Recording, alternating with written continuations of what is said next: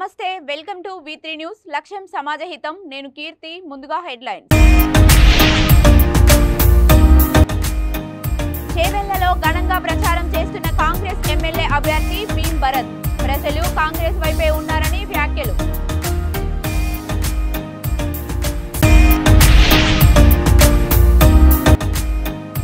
షాబాద్లో BJP నూతన కార్యాలయాన్ని ప్రారంభించిన మాజీ ఎంపీ కొండ విశ్వేశ్వర్ రెడ్డి కేసీఆర్ మాయమాటలు నమ్మొద్దంటూ సూచన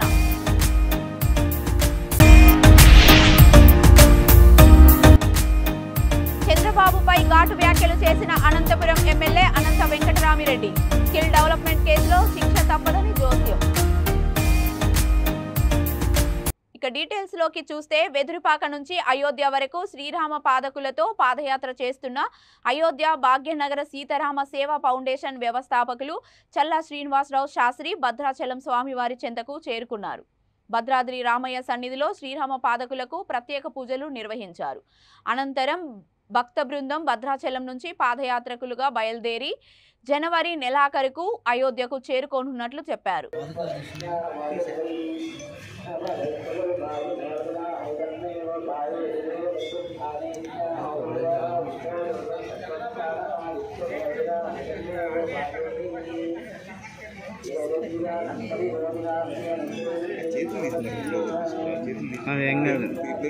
రాదు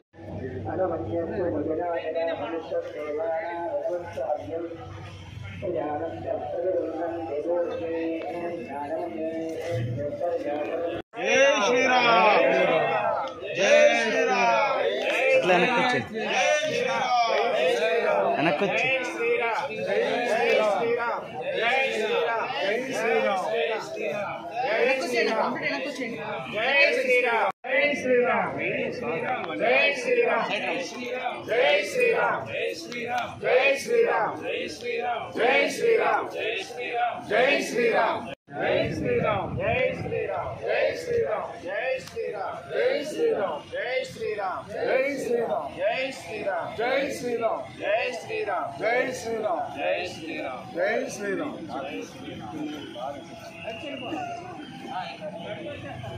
రంగారెడ్డి జిల్లా చేవెళ్ల మండలంలోని వివిధ గ్రామాలలో ప్రచారాన్ని నిర్వహించారు కాంగ్రెస్ ఎమ్మెల్యే అభ్యర్థి భీమ్ భరత్.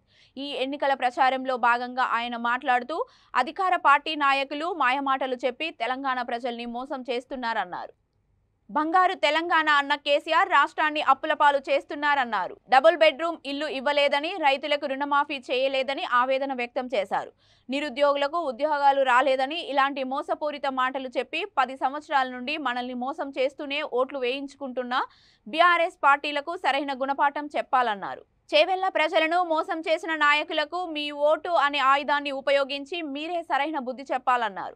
ఈ సందర్భంగా కాంగ్రెస్ ప్రభుత్వం ఏర్పడిన వెంటనే అమలు చేయబోయే సంక్షేమ పథకాలైన రైతులకు 2 లక్షల రూపాయల రుణమాఫీ, మిగతా అంశాల గురించి భీమ్ భరత్ వివరించారు.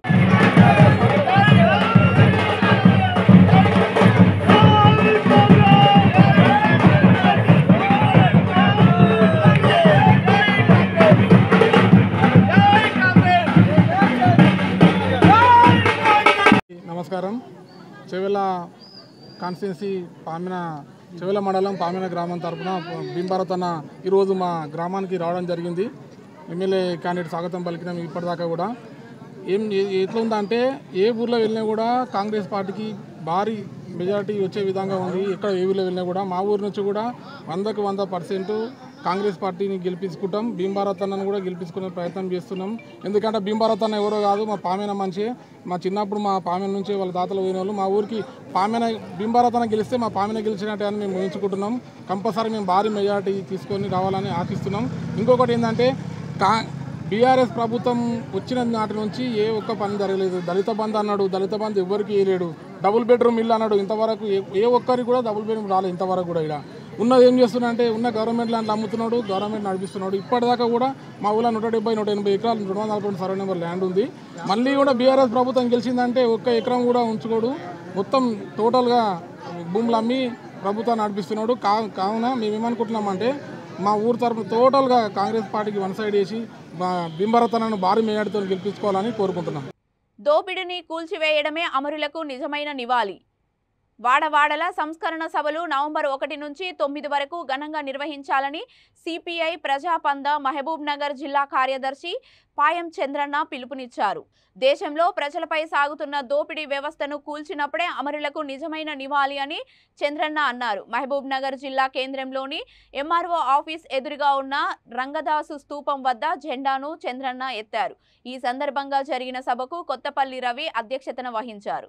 అనంతరం ఈ కార్యక్రమానికి చంద్రన్న హాజరై మాట్లాడుతూ భూమి కోసం, పని కోసం, కనీస అవసరాలు తీర్చుకోవటం కోసం అంతిమంగా వ్యవస్థ మార్పు లక్ష్యంగా పోరాడుతూ వందల వేల మంది ప్రాణాలు త్యాగం చేశారని అన్నారు. వారిని స్మరించుకుంటూ ఈ దేశంలో రోజురోజుకు పెరుగుతున్న మతోన్మాద భావాలను, దుర్మార్గపు దాడులను అడ్డుకోవాలని ఆయన పిలుపునిచ్చారు. ఈ సంస్కరణ సభలో ప్రజలు, కార్యకర్తలు, నాయకులు పెద్ద ఎత్తున పాల్గొన్నారు. రాష్ట్ర కేంద్ర వరకు లీడర్లందరూ కూడా చనిపోవడం జరిగింది. ఈ నెలలోనే ఈ అమరవీరులందరికీ కూడా విప్లవోద్యమాలు అర్పిస్తూ వాళ్ళు కలగన్న సంఖ్యక దోపిడి లేని నవ సమాజం కోసం అందరూ కూడా కంకణబద్ధులు కావాలని చెప్పి దేశంలో దోపిడీ పీడన రోజు రోజు పచ్చరిల్లిపోతున్న సంటక పరిస్థితులు నేడు దాపురించున్నాయి. ఇలాంటి ఒక వాసిష్ట విధానాలకు వ్యతిరేకంగా పోరాడి ఏదైతే అమరవీరులు కలగన్న సంటక నూతన ప్రజాస్వామిక విప్లవ దశతో దాని యొక్క మార్గంలో మనందరం కూడా నడిచి వాళ్ళకి జోహర్లు అర్పించి వాళ్ళ కలగన్న సంటక నవ సమాజం కోసం మనందరం కూడా కంకణబద్ధులు కావాలని చెప్పి కోరుతున్నాం. ఈ జిల్లాలో ఎన్కౌంటర్ పొడగంట ఎన్కౌంటర్లో తమ్ముడు సురేష్ అన్న, సైదులు, రుసుమి గ్రామంలో అమరవీరులు ముగ్గురు చనిపోయారు. అలాగనే పట్టింతలపల్లి దగ్గర తమ్ముడు గణేష్, అలాగే మురళి ఇలాంటి వీరులు కూడా ఈ జిల్లాలో అనేక మంది చనిపోయారు. హత్యహింసలు కాకుండా అనారోగ్యాలతో కూడా అనేక మంది కామ్రేడ్స్ చనిపోయారు. వాళ్ళందరూ కూడా విప్లవోద్యమాలు అర్పిస్తూ వాళ్ళ కళ్ళకంతా సన్నగా తమ సమాజం కోసం అందరూ కంకణబద్ధులు కావాలని చెప్పేసి 9వ తారీఖు వరకు కూడా అమరవీరుల సభలు జరిపి వాళ్ళ నివాళులు అర్పించాలని చెప్పి సిపిఎం ప్రజాపంద జిల్లా కమిటీ కోరుతుంది. షాబాద్లో బీజేపీ నూతన కార్యాలయాన్ని ప్రారంభించిన మాజీ ఎంపీ కొండ విశ్వేశ్వర్ రెడ్డి. రంగారెడ్డి జిల్లా చేవెళ్ల నియోజకవర్గం షాబాద్ మండలంలో మాజీ పార్లమెంట్ సభ్యులు కొండ విశ్వేశ్వర్ రెడ్డి బీజేపీ నూతన కార్యాలయాన్ని ప్రారంభించారు. ఈ సందర్భంగా విలేకరుల సమావేశంతో మాట్లాడుతూ టీఆర్ఎస్ ప్రభుత్వం ఇప్పటివరకు అనేక కార్యక్రమాలను చేసిందని, తప్పుడు ప్రచారం చేస్తోందని తెలిపారు. చేవెళ్ల ఎమ్మెల్యే కాళ యాదయ్య దళితులకు రావాల్సిన పదవులన్నీ తమ కుటుంబ సభ్యులకు కట్టబెట్టారన్నారు. తెలంగాణ రాష్ట్రంలో కేసీఆర్ కుటుంబ పాలన నడుస్తోందని, అలాగే చేవెళ్లలో కూడా యాదయ్య కుటుంబ పాలన నడుస్తోందని, ఆ కుటుంబ పాలనకు చరమగీతం పాడుతామని ఆయన తెలిపారు. వచ్చే ఎన్నికల్లో బీజేపీ రాష్ట్ర ప్రభుత్వం ఏర్పడుతుందని ధీమా వ్యక్తం చేశారు.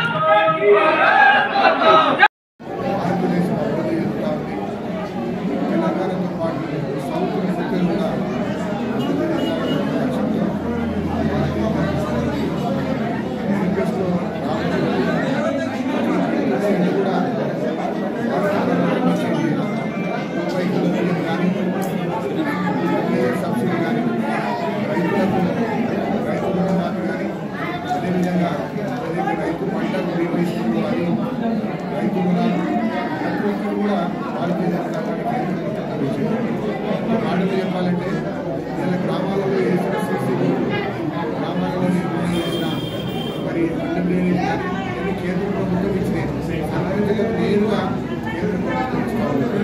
అనేక సంక్షేమ ప్రభుత్వం అతి నిర్ణయిస్తూ ఉన్నారు. అక్కడికి వచ్చినవన్నీ కూడా కప్పటి నిర్ణయిస్తామని చెప్తా ఉన్నారు. ఇది వాస్తవం కాదు. అందుకనే డబుల్ ఇండియన్ ప్రభుత్వం రావాలంటే కేంద్రంలో ఉన్న మన భారతీయ జనతా పార్టీ, ఎందుకంటే అయినా ప్రభుత్వం కింద రెండు కూడా కలిసి అక్కడ ఇచ్చిన నిధులను ప్రజలకు చేయడం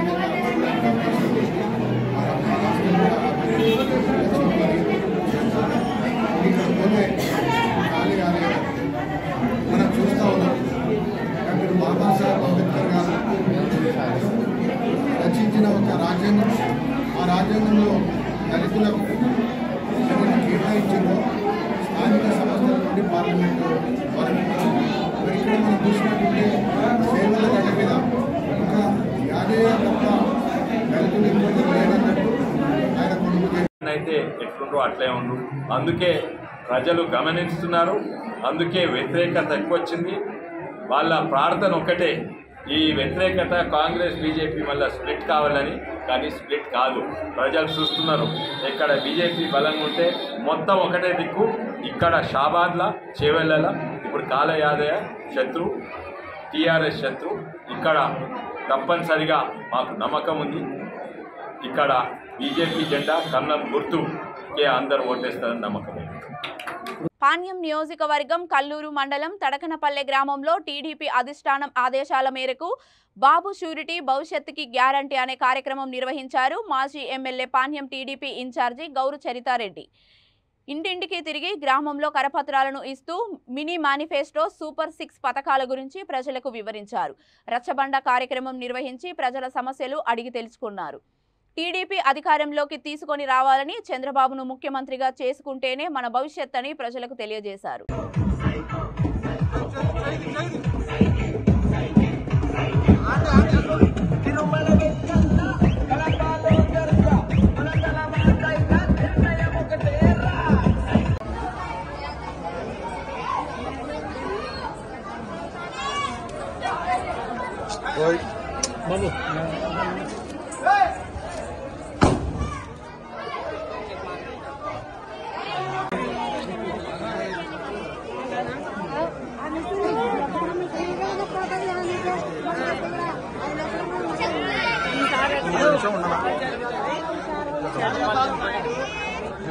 పోయినా మనం ఏమన్నా వ్యాపారాలపైనా సరుకులపైనా ఏ దానికి పోయినా మీరు కర్నూలు జిల్లా అంతా ఎక్కడ తిరిగినా టికెట్ లేదు, ఉచిత బస్సు ప్రయాణం. ఇది కూడా మహిళల కోసమే ఈ చంద్రబాబు నాయుడు గారు పెట్టారు.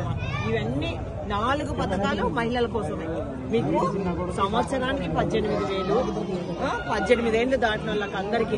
తర్వాత మీ పిల్లల్ని ఎంతమంది పిల్లల్ని బడికి పంపిస్తే అంతమందికి 15,000 ఒక్కొక్కరికి తల్లి అకౌంట్లోనే పడతాయి.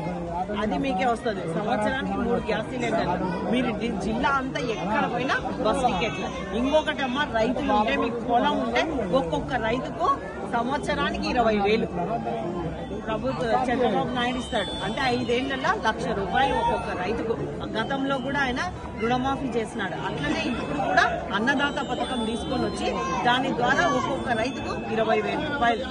అంతేకాకుండా మీ పిల్లలు డిగ్రీలు చదివి ఉద్యోగాలు రాకుంటే గతంలో నిరుద్యోగ భృతి కింద అమ్మాయిలకు కానీ అబ్బాయిలకు కానీ ₹2,000 నెలకు ₹2,000 ఇస్తా ఉంటారు. ఇప్పుడు ముఖ్యమంత్రి అయితే ₹3,000 నిరుద్యోగ భృతి కింద. మీ పిల్లలు డిగ్రీలు కానీ పీజీ కానీ ఏది చేసినా ఉద్యోగం లేకుండా ఉంటే నెలకు ₹3,000 నిరుద్యోగ భృతికి వస్తుంది. అంతేకాకుండా ఆయన ఉద్యోగాలు కూడా మన పిల్లలు చదువుకునే పిల్లలందరికీ కూడా ఉద్యోగాలు కూడా ఇప్పిస్తాడు. 20 లక్షల ఉద్యోగాలు ఇప్పిస్తా అని చెప్పడం జరిగింది.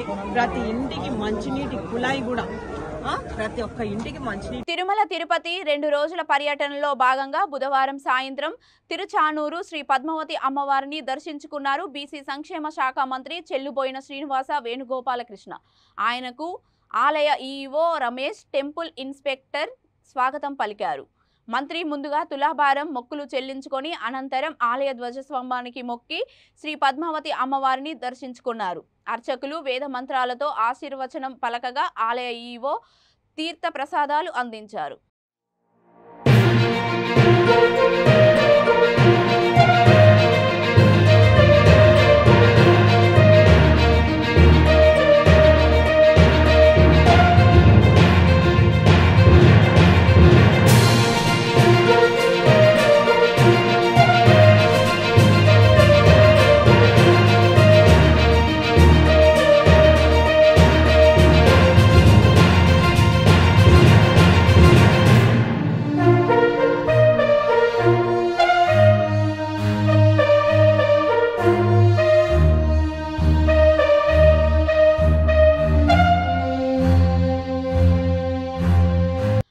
అనారోగ్య పరిస్థితి దృష్ట్యా తెలుగుదేశం పార్టీ అధినేత చంద్రబాబుకు హైకోర్టు మధ్యంతర బెయిల్ మాత్రమే ఇచ్చిందని అనంతపురం ఎమ్మెల్యే అనంత వెంకటరామిరెడ్డి తెలిపారు. కానీ టీడీపీ నేతలు మాత్రం నిజం గెలిచిందంటూ చెప్పుకోవడం హాస్యాస్పదంగా ఉందన్నారు. బుధవారం జిల్లా వైసీపీ కార్యాలయం వద్ద ఆయన మీడియాతో మాట్లాడారు. దేశంలో ఏ ఖైదీకైనా అనారోగ్య కారణాలు ఉంటే న్యాయస్థానాలు బెయిల్ ఇస్తాయని, చంద్రబాబు విషయంలో కూడా అదే జరిగిందని చెప్పారు. కంటి ఆపరేషన్ కోసం హైకోర్టు షరతులతో కూడిన బెయిల్ 4 వారాల పాటు మంజూరు చేసిందని గుర్తు చేశారు. కిల్ స్కామ్లో చంద్రబాబు పిఏ శ్రీనివాస్ కీలకంగా ఉన్నారని, అయితే ఆయన్ను విదేశాలకు పంపించి విచారణకు అడుగడుగున అడ్డంకులు సృష్టిస్తున్నారని తెలిపారు. 4 వారాల మధ్యంతర బెయిల్ గడువు ముగిశాక మళ్లీ చంద్రబాబు జైలుకు వెళ్లడం ఖాయమని స్పష్టం చేశారు.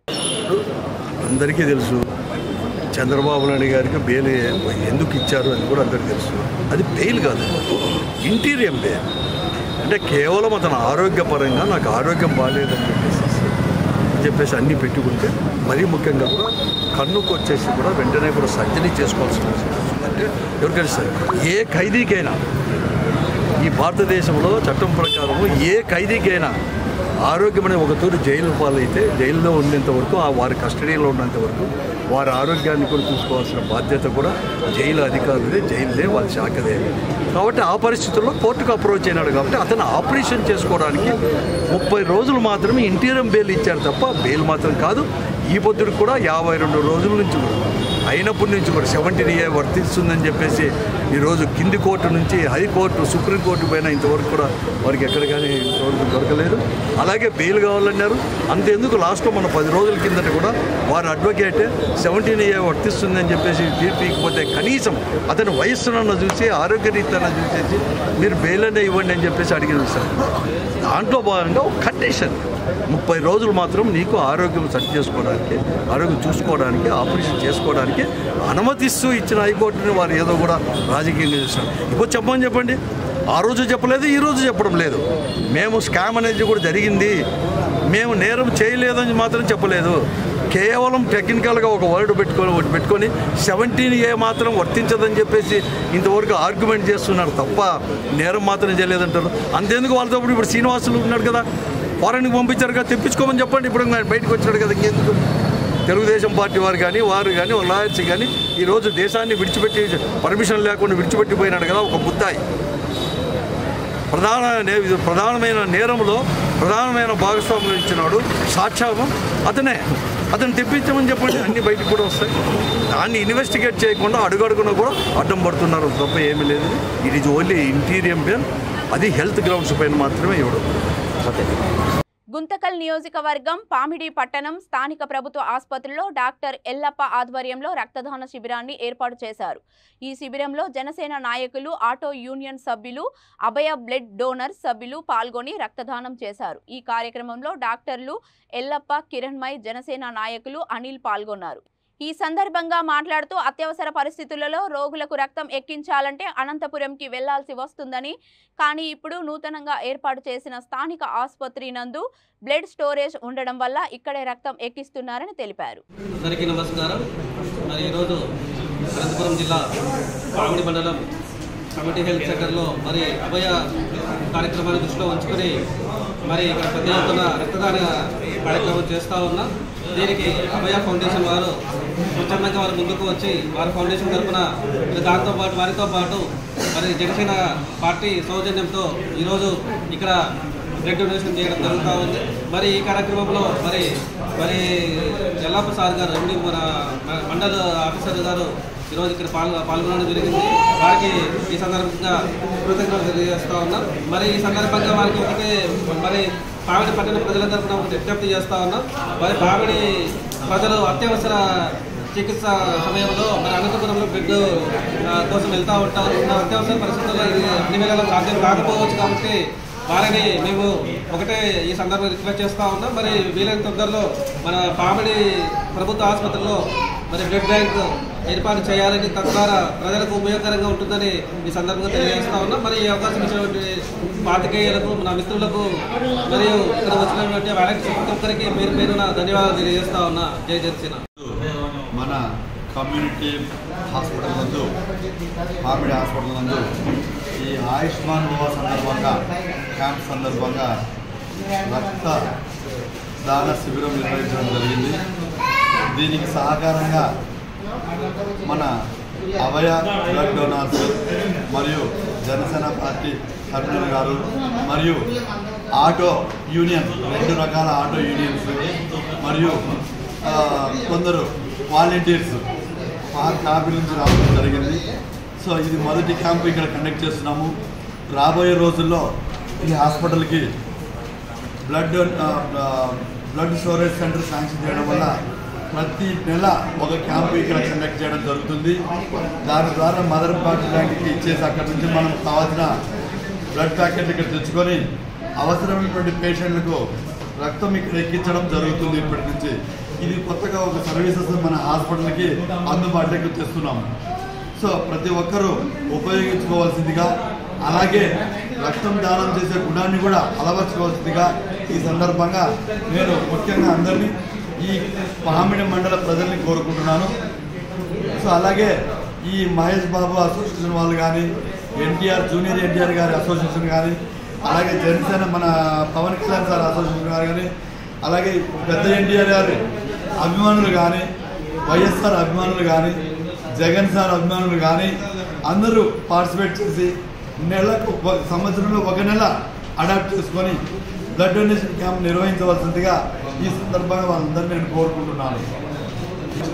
ఆంధ్రప్రదేశ్ రాష్ట్ర బీజేపీ రథసారథి దగ్గుపాటి పురంధేశ్వరి బీసీ సీనియర్ నాయకులు ఎంఆర్ రాజా భౌతిక కాయానికి బీజేపీ జెండా కప్పి పూలమాల వేసి ఘనంగా నివాళులు అర్పించారు. వారు పార్టీకి చేసిన సేవను గుర్తు చేసుకున్నారు. ఇటువంటి సీనియర్ నాయకులు మృతి చెందడం పార్టీకి తీరని లోటని ఆవేదన వ్యక్తం చేశారు. ఈ కార్యక్రమంలో బీజేపీ రాష్ట్ర నాయకులు, జిల్లా నాయకులు తదితరులు పాల్గొని ఎంఆర్ రాజా భౌతిక కాయానికి నివాళులు అర్పించారు.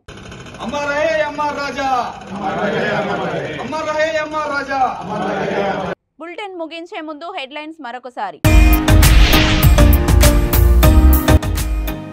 చేవెళ్లలో ఘనంగా ప్రచారం చేస్తున్న కాంగ్రెస్ ఎమ్మెల్యే అభ్యర్థి భీం భరత్.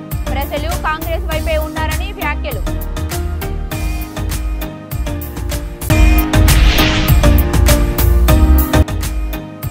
షాబాద్లో బీజేపీ నూతన కార్యాలయాన్ని ప్రారంభించిన మాజీ ఎంపీ కొండ విశ్వేశ్వర్ రెడ్డి. కేసీఆర్ మాయమాటలు నమ్మొద్దంటూ సూచన.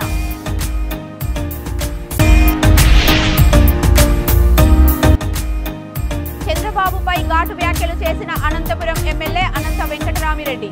స్కిల్ డెవలప్మెంట్ కేసులో శిక్ష తప్పదని జోస్యం. ఇవి ఇప్పటి వరకు ఉన్న బులెటిన్స్. మరిన్ని బులెటిన్స్ కోసం చూస్తూనే ఉండండి V3 న్యూస్. లక్ష్యం సమాజహితం.